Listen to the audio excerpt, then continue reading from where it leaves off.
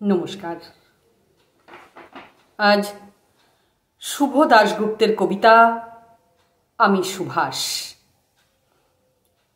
তোমার পাথরে দিয়েছি মালা, এত মালা এত ফুল, তুমি ঢাকা পড়ে গেছো। তুমি পাথর না হলে রাগ করতে। ৫৬ বছর আগের এক মধ্যরাতে এলগ্রিন রোডের ৩ তলার ঘরে আলো জ্বলছিল। চাদর গায়ের এক ছায়ামূর্তি পায়চারি করছিল অবিরাম। বাইরের রাস্তায় ইংরেজ পুলিশের চর সতর্ক সজাগ চোখে দেখছিল। তার সব সতর্কতাকে বুদ্ধু বানিয়ে তুমি তখন অন্ধকার চিরে ছুটে চলেছ আলোর পথে। দেশের মানুষ কাকপক্ষী কেউ টের পায়নি। তুমি চলে যাবার পর ৫৬টা শীত, বর্ষা, গ্রীষ্ম উধাও। তুমিও সেই থেকে প্রত্যেক জানুয়ারিতে পৃথিবীর এপাড়া ওপাড়া সব মাটিতে তোমার অনশ্বর পায়ের ছাপ। সব রাইফেলে তোমার বারুদের গন্ধ, সব কুচকাওয়াজে তোমার সেনার ছন্দ।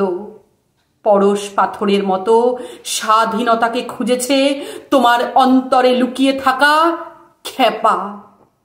তোমার গন্তব্য ছিল স্বাধীনতা, তোমার পথ ছিল স্বাধীনতা, তোমার স্বপ্ন ছিল স্বাধীনতা, তোমার প্রেম ছিল স্বাধীনতা।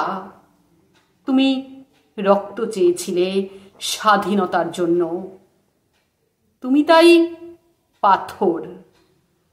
যারা স্বাধীনতার আড়ালে চেয়েছিল গদি, চেয়েছিল সিংহাসন, ইংরেজের ছেড়ে যাওয়া লুটের রাজ্যপাট, তারা রইল সুখে।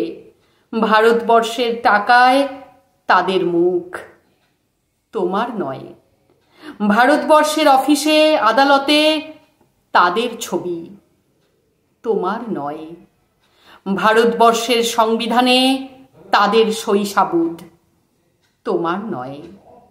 ইংরেজ গরিব মানুষকে পায়ের নিচে রাখত, আমরা বড়লোকদের মাথায় করে রেখেছি। স্মাগলার কিংবা ডাকাতকে জোর হাতে সভাপতির আসনে আহ্বান করেছি। ইংরেজ এদেশের ধন সম্পত্তি লুট করত, আমরা দেশটাকেই বেচে দিচ্ছি। ইংরেজ দিয়েছে চাবুক, লাঠি, গুলি, আমরা দিয়েছি মস্তান, মাফিয়া, নেতা আর বুলি। ইংরেজ দিয়েছে কালাপানি, সেলুলার জেল, আমরা দিয়েছি টিভিতে সুপারহিট মোকাবিলা আর আইনসভায় আয়ারাম গয়ারামের খেলা।